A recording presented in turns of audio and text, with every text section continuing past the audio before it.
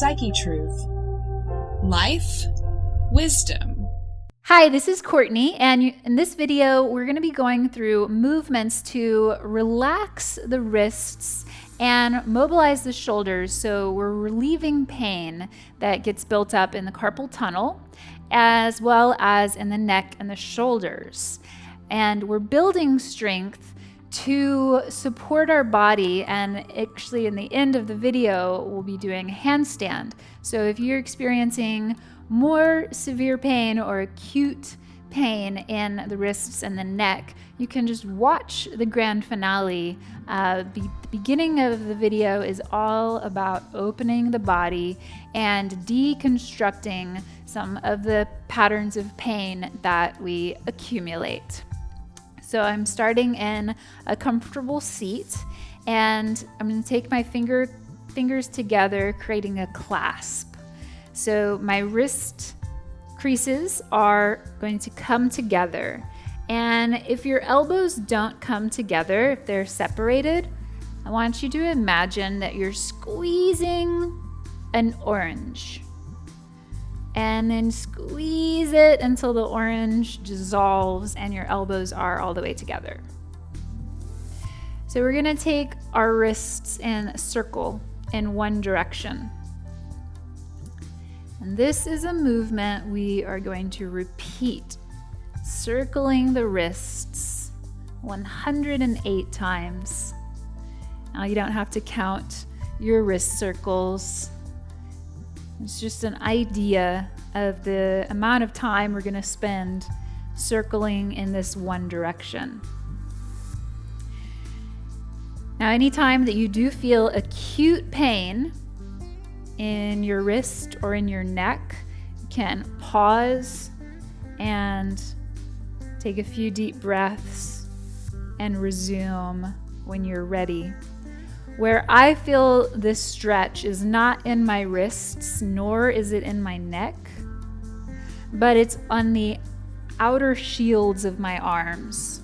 So the outside of the upper arms and the deltoids, they're like shields or caps around your humerus, the head of your humerus, or the top of your arm bone. And that energy that's building there is helping to actually release the tension that's in your neck. So now I'm going to turn the circles in the other direction. Wrists are still together, elbows are still together. And now in this other direction, the sensation or the heat that's building in the body builds a little bit more and starts to encompass and go into the deeper muscles of your arms and your shoulders. Breathing as you circle the wrists and building strength as you create flexibility and release tension. So you can leave me a comment and let me know if you are experiencing carpal tunnel syndrome in your wrists, if you spend a lot of time at a keyboard, or if you are an artist and you spend a lot of time at the piano or at the easel painting or drawing. A lot of times we're using our hands and creating a lot of focus, so we drop into a zone, whether we're doing administrative work or we're doing artistic work or we're a student. We're in a zone, and so our nervous system, our sympathetic nervous system gets narrowed, and our parasympathetic nervous system, which is the relaxation responses, doesn't get to express itself. So in yoga and in these relaxation and strength building exercises, we're allowing our parasympathetic nervous system to strengthen and to expand and to elbows together, to create pathways of healing. All right, I'm going to release. I'm going to call that 108 on both sides, even though I did not count. So please leave me a comment and let me know if you experience tingling in your fingers or if you tend to have cold hands. A lot of times when our nervous system isn't flowing to our hands, we get that tingling sensation and a cold sensation. So I used to have purple fingernails almost all the time and cold hands. And it was due to the fact that my circulation was inhibited and it wasn't flowing freely through my shoulders and into my hands. So as I've begun practicing yoga and building strength in my upper body and in my arms, I don't experience cold hands unless it's actually really cold outside. So it's just a testimony to the work that we're doing. And I'll talk a little bit more about the physiology and the anatomy as we go along. I'm just gonna switch the cross of my legs here. For our next move, I'm gonna take my left hand straight out. I'm gonna pull the arm back. So there's an extension or the pulling of the shoulder blade away from the back, and then you're retracting that shoulder blade and drawing the arm bone back. So the arm bone here is pushing forward and the arm bone here is pulling back. Now with your opposite hand, scoop it underneath your arm. So I'm not close to my wrist, but I'm between my elbow and my shoulder. So that's an important part you're grabbing right here above your elbow, between your elbow and your shoulder. And I'm going to gently roll my musculature down away from my face. And then this bottom hand becomes a step for me to press my left arm, this arm right here, pressing down. And it's creating more stability of the humerus into the shoulder.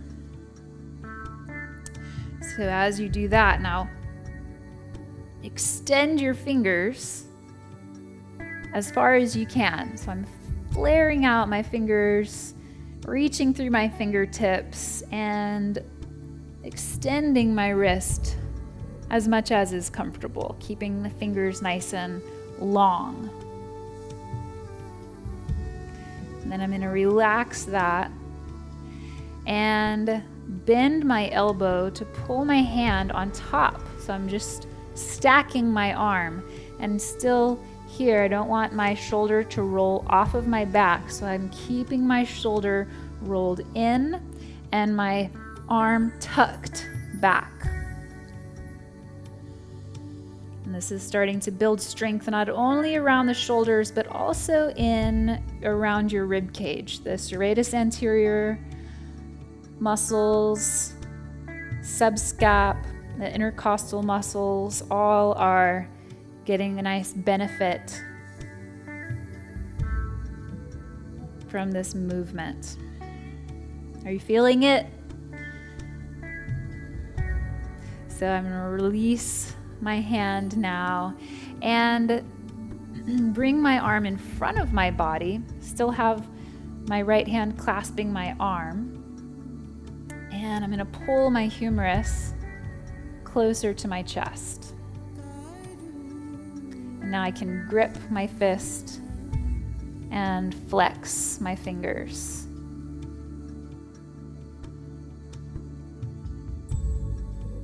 The neck should be nice and relaxed and free of tension.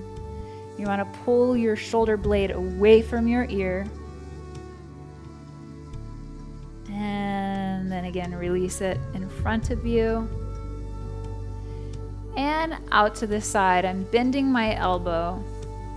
And I'm going to turn my palm to face in front of me, face forward. And as I do this, the shoulder blade here is rolling onto the back of my chest. And I have a nice open pathway through the muscles of my chest and my arm. So this pathway here around the neck and the shoulder is where the nerves travel through.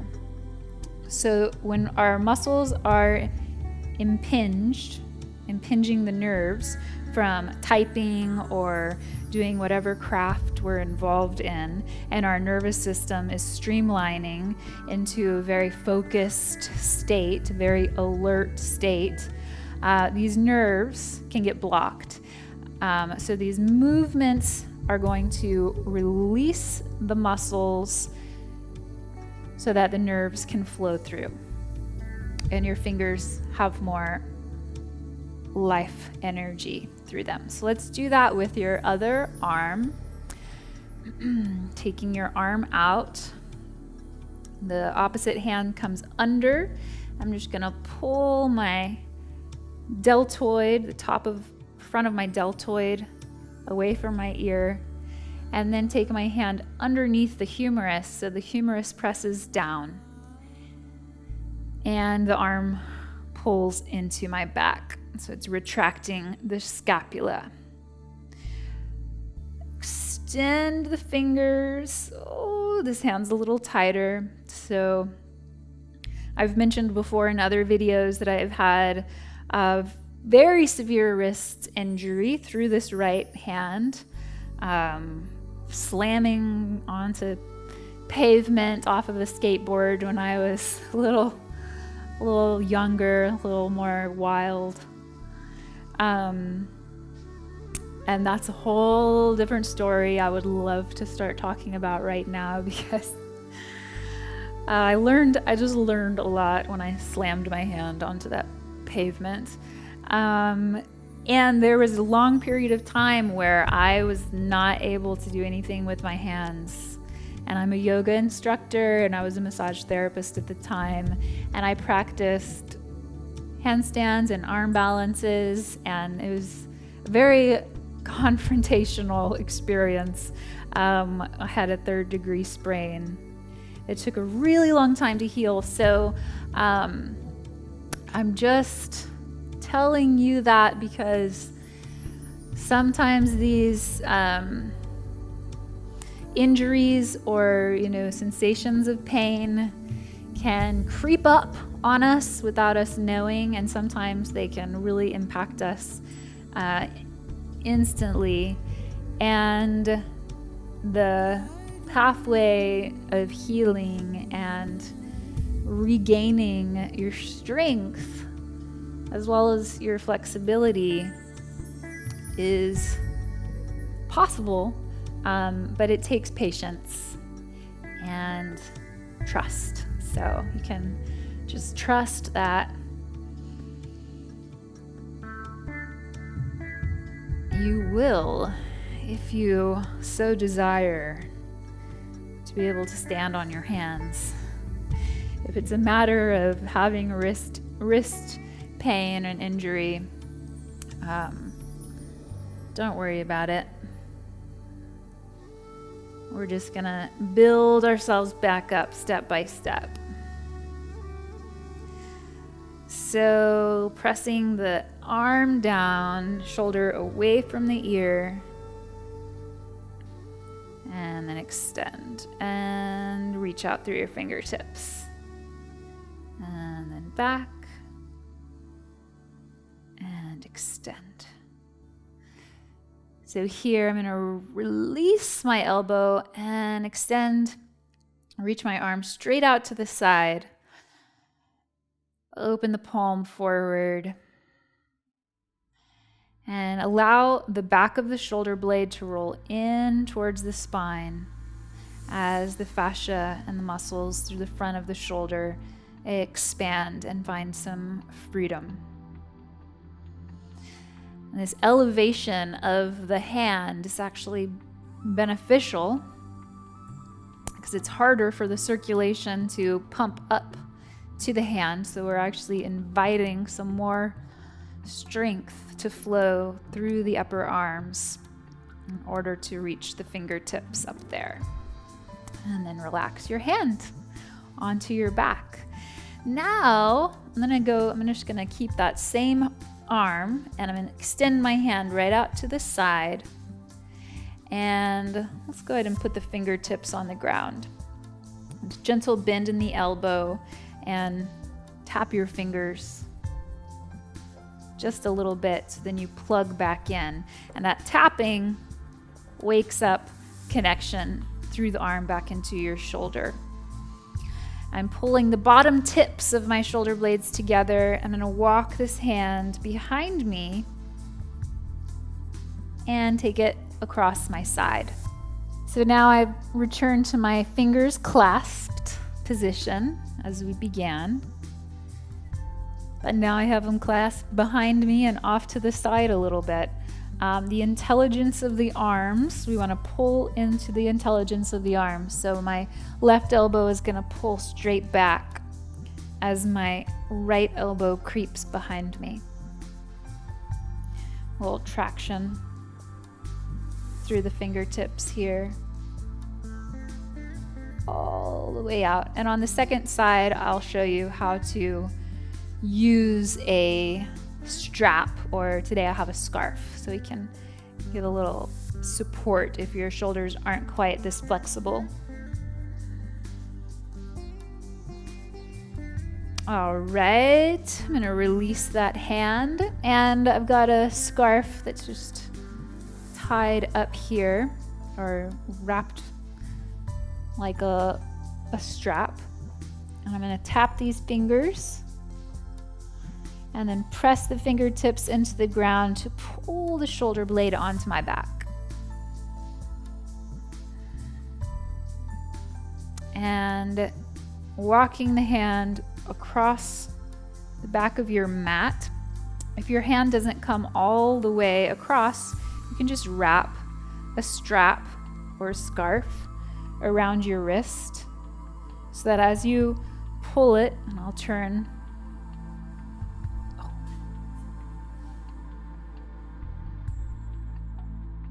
As you pull your hand across,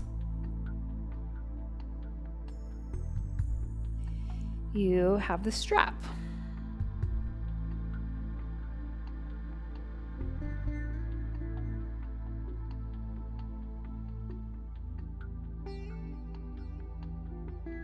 And so this is my second side,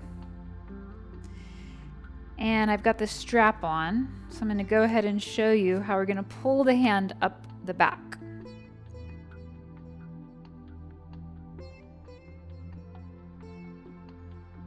I'm going to tie this scarf.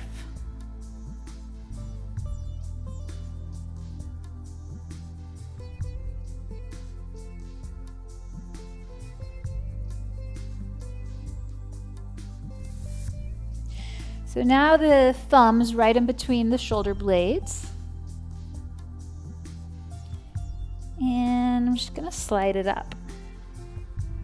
As my wrist slides up, my elbow draws in towards the rib cage. And now with this bottom hand, I'm going to clasp whatever I can get a hold of. So right now I'm clasping onto this strap because we want to create that flexion in the fingers and that grip through the hand.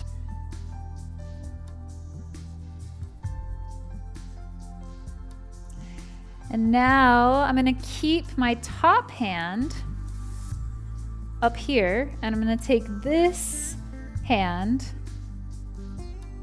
without the strap and take my hand to my elbow, or just to the place between my elbow and my shoulder blade. So I'm going to walk it onto my upper arm as much as I can. So I grab the humerus again and pull the humerus in towards the back of my head. Fan the fingers. And here I'm letting my chin hang, or my head hang forward, so that the back of my neck is nice and long.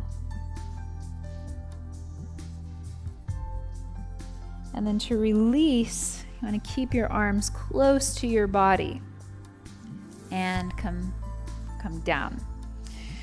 So for that full stretch on our second side, I'm going to take my right hand out to the side, and I'm going to walk these fingers under my body,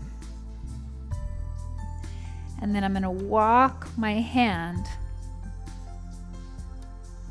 up my back, and you'll use your strap or your scarf again if you need to.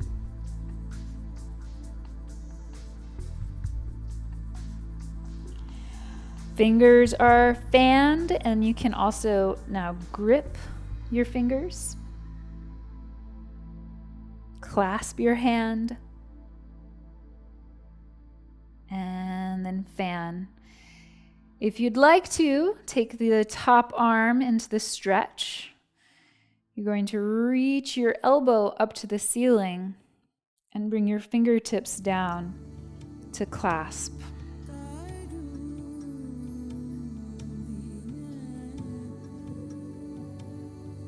So this is the full pose, actually, Gomukhasana, where the knees are stacked.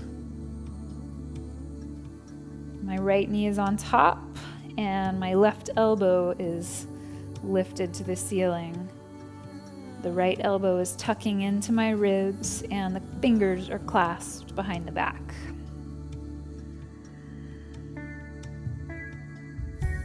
I'm just gonna tilt my body to release some tension along the spinal column, the musculature.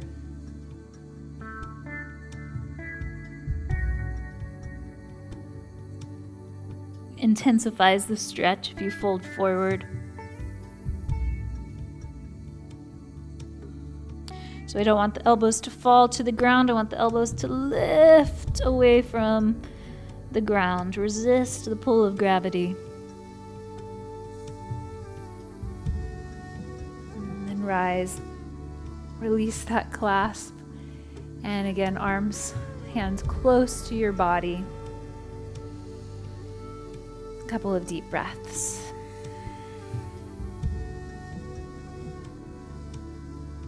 Okay. Now, we're going to take both hands out to the side, thumbs pointing down, and one hand is going to pull back, so the thumb spins from the ground to the back wall, and then the other thumb from the ground to the back wall. So you're scooping your arms behind you, and the humerus, the head of the arm bones, are shifting forward. You can pull them gently back, not by pulling the arms back. The humerus, the arm bones are pulling forward, and I'm lifting my rib cage. So it's a pretty significant stretch. And now what happens is I fold the back of my palms onto my back. So I'll turn around so you can see that again. We have the thumbs pointing down and then scooping back, lifting up through the rib cage and folding the back of the hands onto the back of your body. And then pinky fingers, ring fingers, middle fingers, index fingers, thumbs, and the crease of your wrists connect.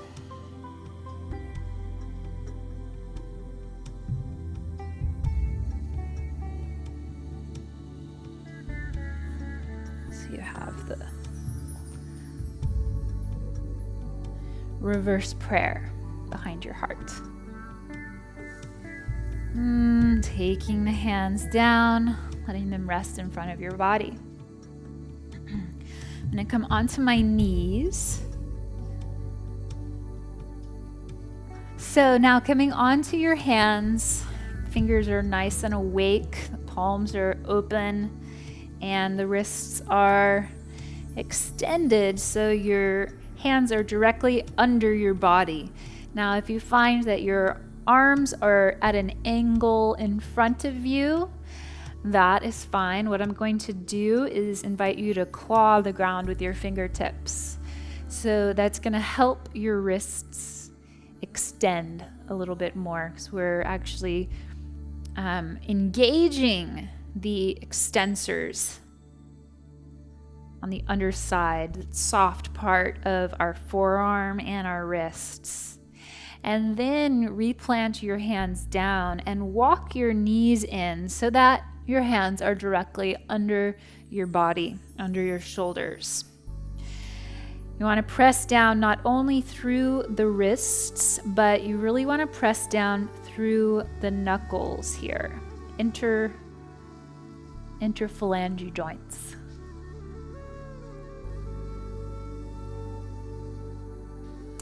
And we're not doing much except we're retracting the shoulder blades onto the back. And notice my arms are straight. And then I'm pulling the shoulder blades off. Squeezing the shoulder blades together and pulling them off. If you find that you have your elbows pointing forward, bend your elbows out to the sides just a little bit so that your arms are nice and elongated. And you're just massaging the scapula across the back of your rib cage. There's a lot of mobility here. You just want to wake up the movement of the shoulder blades in the back of the body. Arms are fixed. Hands are fixed. All right. Standing onto your shins. Hands to your hips. Slide your elbows behind you. You can tuck your toes if you need more of a grip, more of a stability, or point your toes. I'm going to go into Ustrasana, camel. So we're working with the opening of the rotator cuff, squeezing the shoulders along the back of the chest.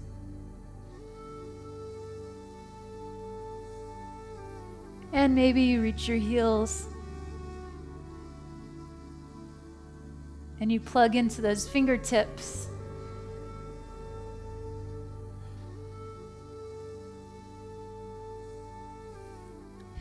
And as your arms trace back behind you and you're plugging into your fingertips, you're extending your spine from the tailbone, which tucks, to the crown of your head that reaches towards the wall behind you. And then you can come up.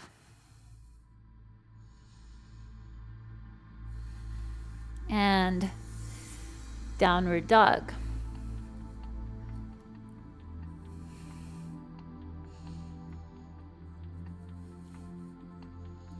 Take a low lunge or a high lunge here, and simply let your arms hang beside your body. As you lift your shoulders up to your ears and roll them onto your back. And remember the little yoga push-ups we did on our hands and our knees. Really work the scapula, pulling off of your back and back close together. We're not going to do 108, but maybe 54 on each side.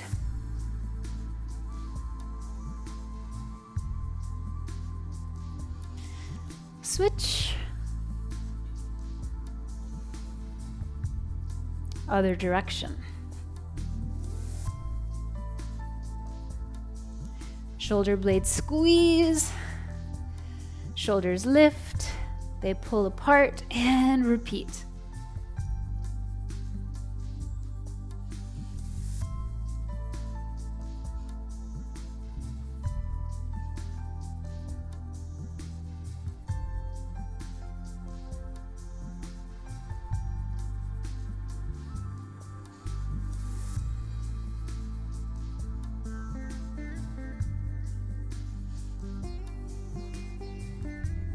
Five, 4, 3, 2, 1, 0.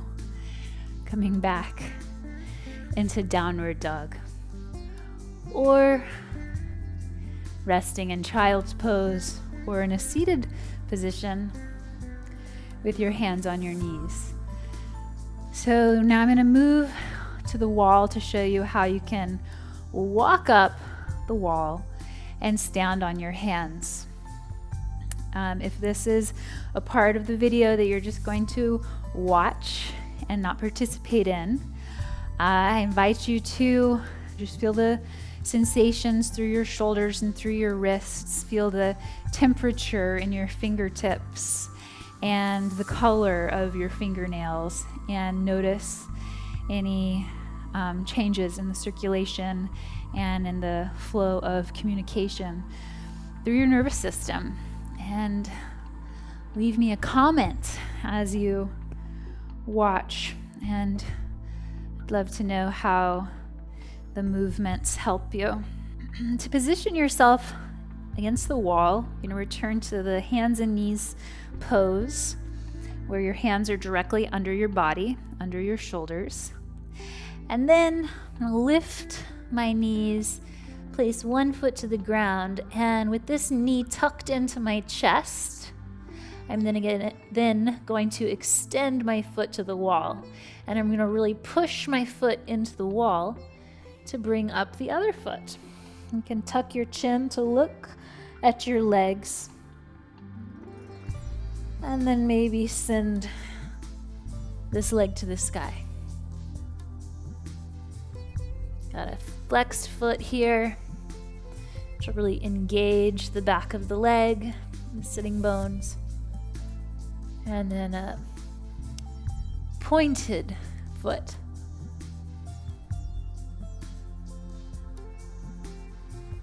Come back down. Return to the starting position. And to relax your hands in between sides, come up onto your fingertips. Breathing in and then breathe out. Replant your palms. So opposite knee is going to tuck into your chest. And then reach back to the wall. You're going to actually push the wall with your foot so that your hips lift. They take lift off and your hips are right over your hands. So I'm keeping my wall foot firmly planted.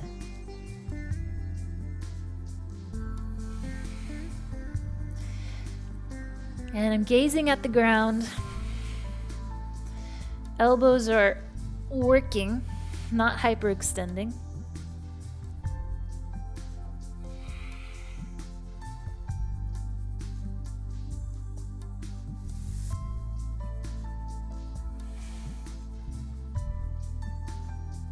And you come back to the position you started with on your fingertips. Press into your fingertips. And then I'm going to take the backs of my hands onto the ground beside my feet. Bend the elbows gently out to the side and dangle my head. If you want a more intense stretch for your wrists, you'll slide your hand under your feet so that your toes come right up to the crease of your wrists. And here you're going to step into your toes as well as your heels Pull your thighs back, pull your chest forward, and then gently bend your elbows to fold in.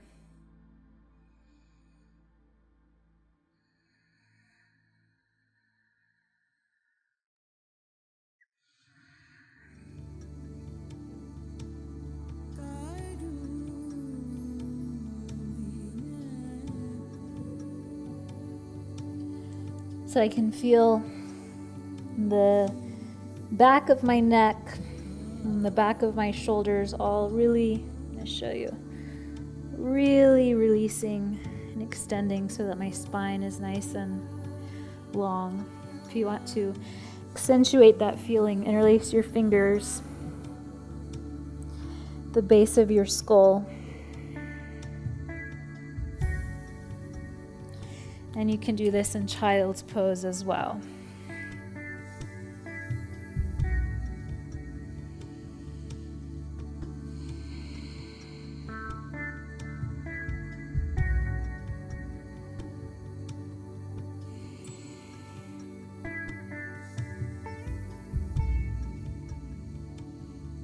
So I just had a nice release of the shoulders and the arms from pulling up towards my ears. They just dropped back. So that's the parasympathetic nervous system starting to work, bringing us into states of relaxation and intelligent responses to these moments where we can really let ourselves flow and let ourselves relax. So you can lay down all the way onto your back if you are ready, which I am.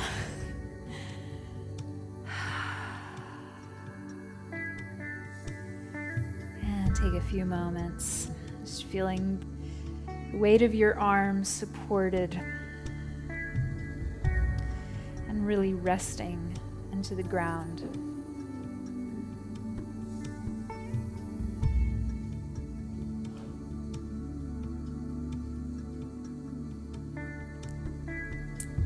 The back of my head is on the ground, and there's just enough space underneath my neck for the cervical vertebrae to be relaxed. If we were in a more active position, for example, tucking the knee in or going into a hip opener, the back of the neck would be more planted into the ground, but in a restful state, you want to have the back of the head, the shoulder blades, the sacrum, the back of the knees and the heels resting on the ground. The space behind our neck is there. The space behind our lower back is there.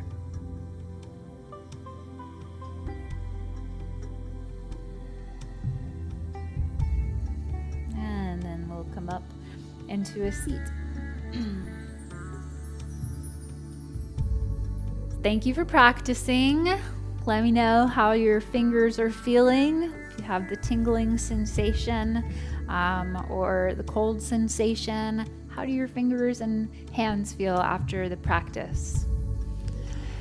And please check out my website, yogacurrent.com. I'm updating it with lots of new information, and fun things are happening there. And of course, subscribe to Psychetruth. Be sure to favorite this video so that you can come to it time and time again when you are looking to build into your handstands and release some of that tension in your wrists. Palms together. Namaste.